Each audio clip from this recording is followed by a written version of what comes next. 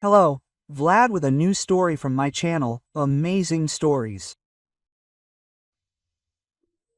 Polina really wanted to believe that Ina had unintentionally let her down at her most difficult moment. They'd been through a lot together, friends not just since school, but since kindergarten. How did it happen that Ina stole her fiancé, the one Polina was already planning to marry? Hadn't she done enough for her friend? Yes. Ina lived with Polina and her parents for 2 whole years while her mother was away in some remote place, and her father wanted to donate her to an orphanage because she didn't need her. It was Polina who gave away her best things, not just any worn-out ones, but her very best. She was always afraid of offending her friend. And was Ina really just pretending all this time that they were like sisters? Or maybe Mom was right when she said, "You know, honey, Ina is probably a good girl, but sooner or later her genes will tell." Just in case, don't trust her too much. She's in a dependent position right now, forced to treat us well, but sometimes she looks at you so strangely. Quote. Mom fell silent then, not continuing. She had worked in a library her entire life and tried to adopt the high ideals of fiction, almost never gossiped, and never judged people. So the field then became indignant and exclaimed, "Mom, from someone you didn't expect from you. Have you forgotten? Ina was ready to sacrifice herself for me. Don't you remember how she protected me from the hooligans who wanted to set stray dogs on me?" Quote. Mom sighed. Of course, she remembered that incident and couldn't forgive herself for being distracted back then, bringing her daughter to kindergarten. She simply got into a conversation with one of the mothers and didn't notice that her only daughter was in danger.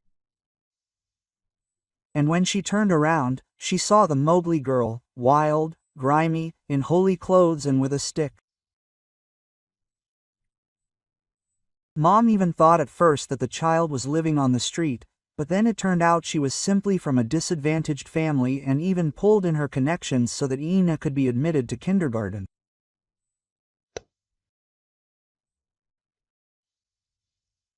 Mom replied, "Don't you remember? Your dad used his connections with the administration for the first time. Quote, and Ina often stayed with us. I never let on that she was bothering us in any way. Of course, it's not her fault, girl. I'm just asking you, be careful. You share everything with her so much. Oh, it seems she's jealous." Perhaps Pol should have listened. Indeed, from the very moment the wedding day was set, something went wrong. Ina constantly asked for every detail about Pasha and, for some reason, began copying Ina. She even dyed her blonde hair, which she was so proud of. The girls were the same height, short, and went dark. Her friend used to be slimmer and more athletic, but now she's suddenly taken up dancing, just like Pol, and started copying her smooth movements. And when Ina started wearing colored contacts, her eyes went from blue to brown, and Pol gasped. She even asked directly, "What's wrong with you? Why did you start copying me? You know, it's somehow unpleasant." "Well, I'm sorry if I offended you. What's wrong? I'm just looking for some new image. Are you sorry or something?" "I didn't think you'd find fault with such trifles," her friend answered. "Well, it's probably not that important, but why did you try to get a job with my fiancé?" Usually, the extremely delicate field decided to ask this question too. The thing is that Pavel's father had the largest restaurant in the city, and Ina had the audacity to show up there and apply for the position of none other than an administrator. Polina's fiancé had never seen her friend before and even reprimanded the bride that she should have warned her that she, without any education or experience, would apply for such a responsible job. Polina then had to justify herself to them, and the first small quarrel even broke out between them. Polya tried to prove that she didn't give her friend his phone number, but Pasha didn't believe her.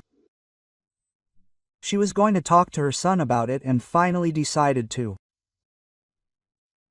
Then her friend said that very strange thing. Polina thought for a long time about what she meant, but still didn't understand. The words were imprinted on her brain, as if someone had carved them into stones. Polya could still repeat that phrase word for word.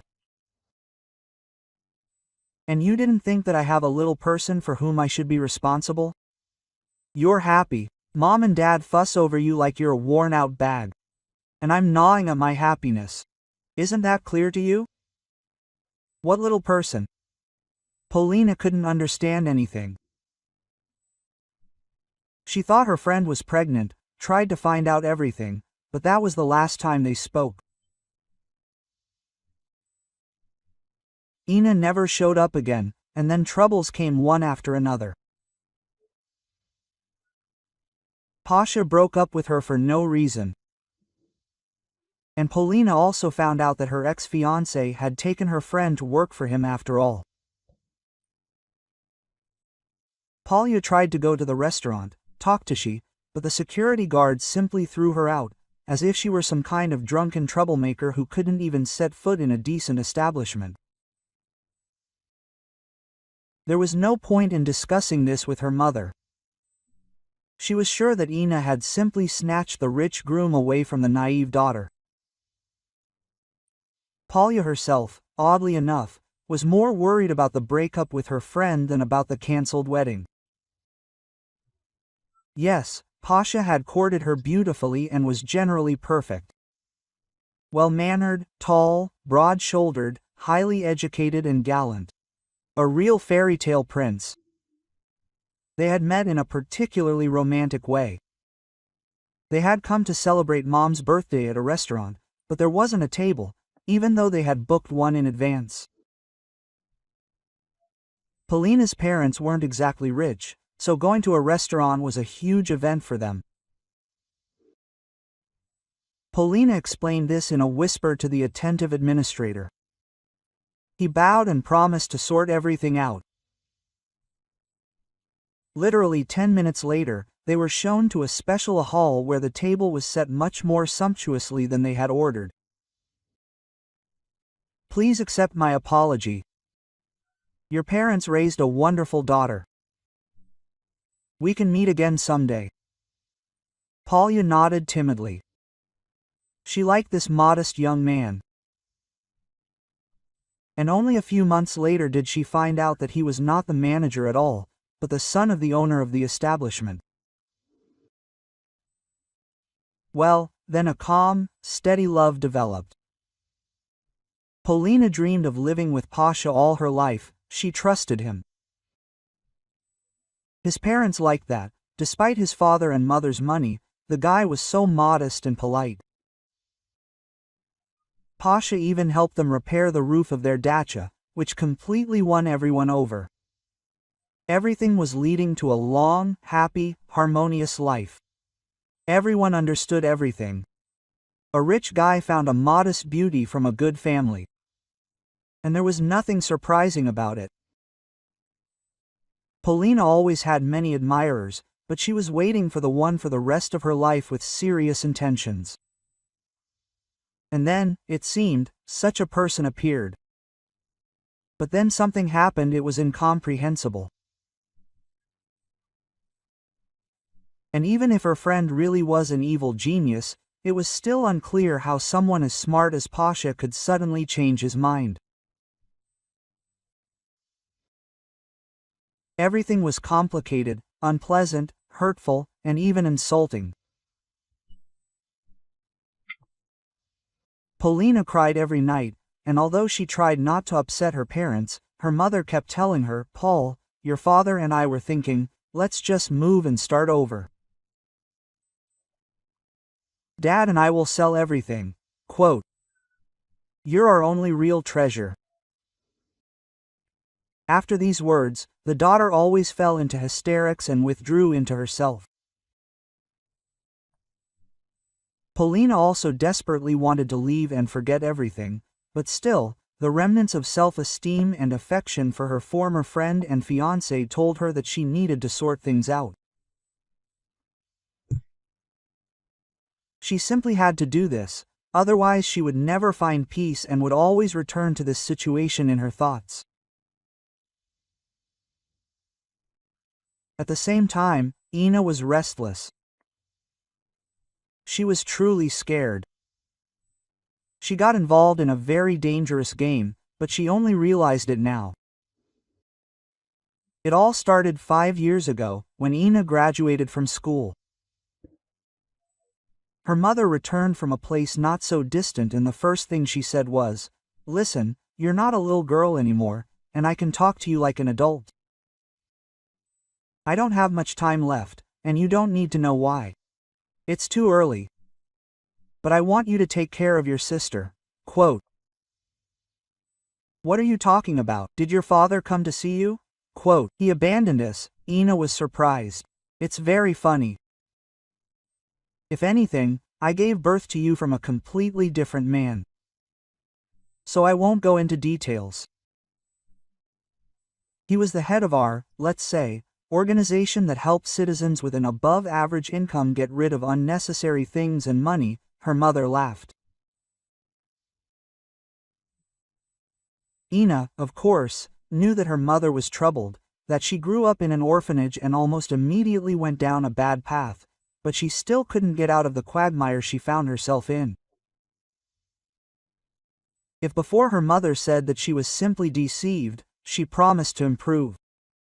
And in general, Ina believed that she had a mother and father who loved her. But then so many details came to light. And who gave birth to me? What sister are we even talking about? Ina didn't understand.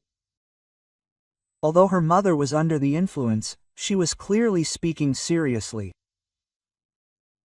The daughter learned to recognize a true lie in early childhood.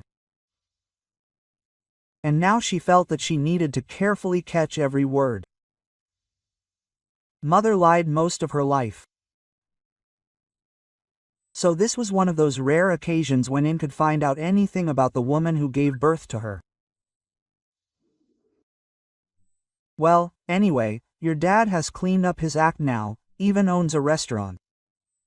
He married the daughter of one of the administrative bigwigs, so I wouldn't recommend messing with him. Unless you're really desperate. By the way, do you have a half-brother? A lousy little man, even worse than your father." And then my mother told her for the first time about Pavel. He was in charge of all the most vile deeds that his father continued to do under the guise of a respectable family man and restaurant owner. Yes, that's the kind of brother you have. He'll show up to visit someone, smile, and then the money will disappear, or even worse troubles will happen. There were even fires to cover their tracks. True, the owners of the house weren't there, and the cottages were insured, but still. And I really hope you won't be like that.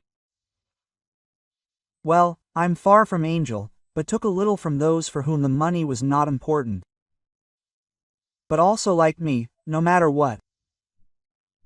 At these words, the mother took a sip of scalding liquid from a faceted glass and began to cough. "And why did you get involved with such a scoundrel? And what kind of sister do I have?" Ina felt sorry for her mother.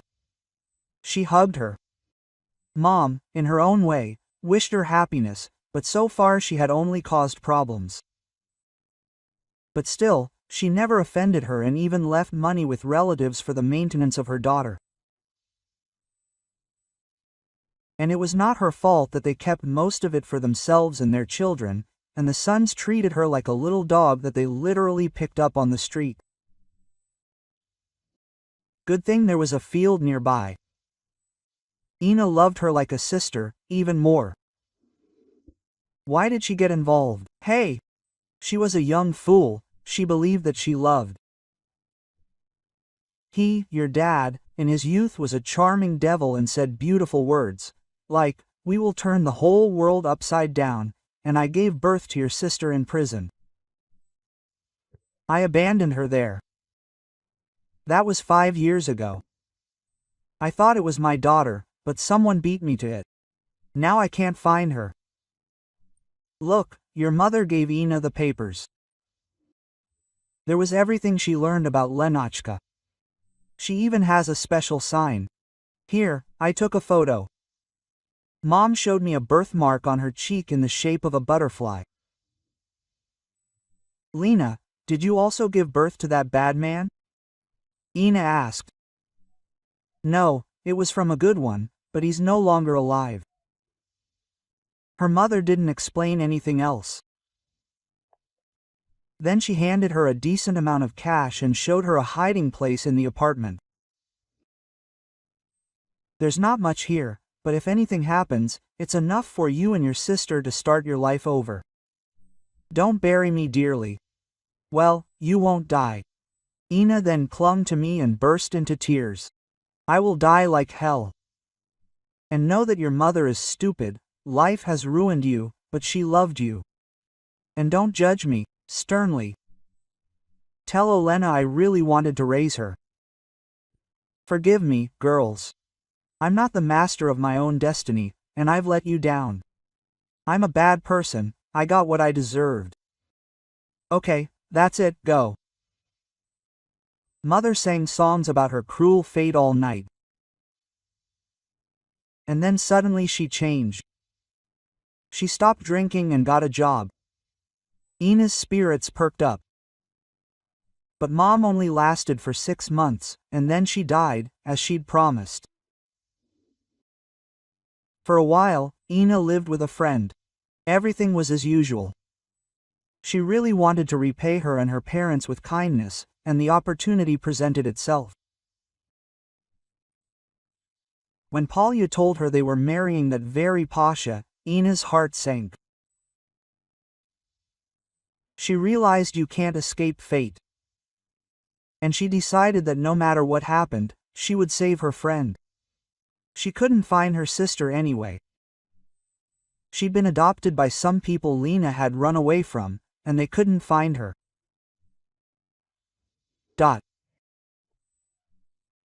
Polina she came to Pavel and told him that she had dirt on him and his father. Quote, "And what do you want?" asked the impudent man, grinning unkindly. "Pretend that you left for me. Will you hire me?" "Let Polina think that I'm a traitor," suggested Ina. "Aren't you that stupid? I thought you'd decide to expose me and bury yourself and your friend." Pasha grinned like a jackal again. Quote, "I don't need that. I just want you to leave her alone once and for all," Ina answered decisively. "Well, little sister, you idiot, at least change your hair color and your style of clothing. Everyone knows that I court the same type of girls. Otherwise it will be suspicious. Well, and I won't tell my father that you're my sister," finished Pavel. What struck her most was that this groom wasn't at all sorry to part with Polina. He chose her simply as one of many and even revealed his entire scheme to Ina. It was the easiest way to seduce young girls. He'd pretend he was about to get married, give her a ring, discuss his plans, and then simply disappear. If his chosen one dared to object, such unpleasant things would happen to her that she'd forget all about Pasha and his antics forever. Quote, "And I thought you really wanted to marry her," Ina sighed. "And my father's already found me a womanizer. A rich man's daughter. Marry for the good of it. Learn while you're alive." Pavel whined, unpleasantly. That's how they settled things. Ina simply broke off relations with her friend and pretended to work in a restaurant. Pavel pretended not to know her at all, but hinted to Polina that her friend was pestering him. So Pasha's sudden, supposedly leaving for his bridesmaid seemed quite natural. Ina was desperate. She was about to leave the city, just disappear. She left a letter in the field in which she described the situation. And at the station, she saw a little street girl beggar in rags, with eyes like bottle glass, like Ina's mother, and a butterfly-shaped birthmark on her cheek. Quote, "Tot, give me money," was the first thing the little girl said to her. "Do you want me to tell your fortune?" Ina blurted out for some reason. "Well, if you give me money, you can tell it," answered the frozen girl, who looked so much like Ina herself, who had been practically deprived of care as a child. "Your name is Lena. You ran away from your foster parents. Before that, you were in an orphanage, and now they treat you badly," she said to the child. The girl sniffled and asked, "Will I be happy? Is my mother looking for me or does she not care?" Ina stroked the little girl's blonde hair. "Mom told your sister to find you and left you money for a big, bright apartment, so you'll definitely be happy. Right?" The girl perked up and, for some reason, clung to her. "Well, yes, I am your sister." Although it's hard to believe, Ina sighed. "So what? You're unlikely to treat me any worse than the homeless people I'm staying with now." "They're making me beg for money," the child complained. "Then here's what. I'll pretend to go to the bathroom, and you catch up with me, and we'll just run away," Ina suggested. "Wow, that's something." The girl agreed right away. Ina rented a room on the outskirts of town because living in her old apartment was dangerous. Pasha was very angry that she had thwarted his plan and was afraid of incriminating evidence. He was dangerous, so Ina was planning to leave the city at the first opportunity. Everything was fine. But suddenly, one day, when everything was ready, Lena up and disappeared. Pasha was in a good mood. Oh, it was worth keeping an eye on Ina, otherwise he would never have known she was planning to flee the city without paying for her insolence. "No, my dear, no one can threaten our family." That's what Pavel told her when he found her new refuge. And there were no threats. "I simply offered you a deal." "What happened to my sister?" Ina asked worriedly. She no longer feared for herself, only for Lenachka. "Come see me at our father's restaurant and you'll find out, little sister." Pavel purred with a nasty intonation. He wasn't going to tell anyone that he'd ordered the girl returned to the homeless. He'd never even laid eyes on this Lena. He'd have to get his hands dirty. Let her beg. He needed to intimidate the girl so much that she'd agree to go to a quiet place where she could simply end her life. Pavel could already see Ina through the glass doors and suddenly remembered he'd forgotten to buy flowers. Luckily, there were always some ragamuffins with baskets milling about, so Pasha condescendingly handed over a bill without even looking at the people he was buying from. The bouquet, surprisingly, turned out to be quite decent. As Pavel walked through the restaurant door, a girl in rags tagged along behind him. Quote, "Take me with you, you won't regret it?" He heard a childish voice. He considered calling the security guard to throw the out, but then gave up. He decided it would be a lordly thing to order her to be fed. Today was a wonderful day, when he had to get rid of the dangerous sister who had dared to cross his path. "Hey, someone, feed this unfortunate girl." Pasha sometimes liked to play the good guy. Ina almost crawled under the table in surprise when she saw him with the bouquet and the girl. She looked at him with a wild look. Quote, "What's wrong, my dear, almost ex-fiancé?" he asked. "Everything, absolutely everything," he heard Polina's voice behind him, and then his arms were twisted behind his back. "Ina, you should have told me everything straight away. You knew Boria was in the police, and he'd always been in love with me, ready to do anything. By the way, I looked at him differently thanks to this situation. So we're going to get married," Polina confessed to her friend, whom they managed to save. "You see, I always thought you and I were not equals. After all, I come from a dysfunctional family. I'm nothing but trouble. And I was very afraid of Pasha and him, well, or rather, our father," Ina sighed. She would never have dared to turn to the field if she hadn't been so worried about her sister.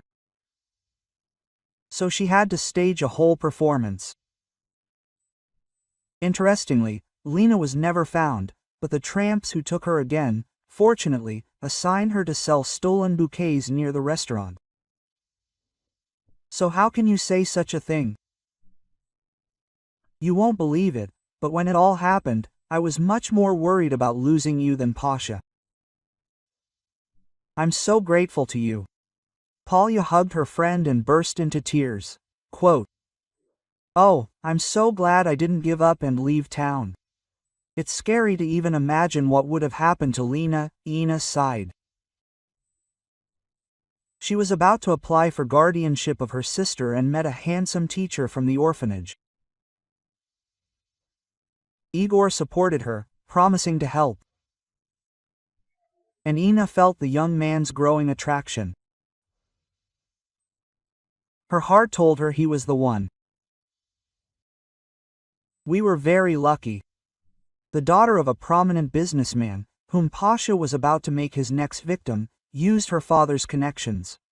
Quote, "For every big predatory shark, there's someone even more toothy," Ina laughed.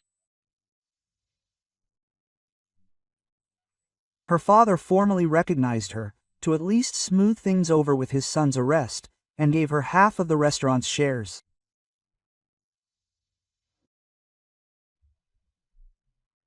If you like this story, please support me with a thumbs up. It's just one simple action, but it means a lot to me. All the best, M.